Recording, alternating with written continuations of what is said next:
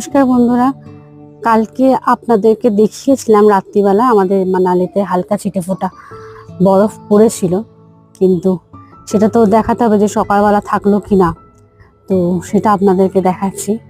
এই দেখুন পাহাড়গুলোর মাথায় এই দিকটাতে এখনো পড়ছিল একটু আগে, আর এই পাহাড়টার মাথায় অনেকটা বরফ পড়েছে। এই দেখুন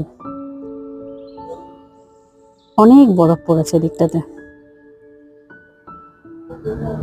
তবে পাহাড়গুলোর মাথাতেই বেশি বরফ পড়েছে, আমাদের ল্যান্ডে ওই ছিটে ফোঁটা উড়ে উড়ে যেটুকু যা পড়েছে। এই দেখুন এগুলো এখনো স্টে করে গেছে, আর সেই রকম পরিমাণে তেলে ঠান্ডা এখানে, আর হাওয়াও চলছে প্রচন্ড।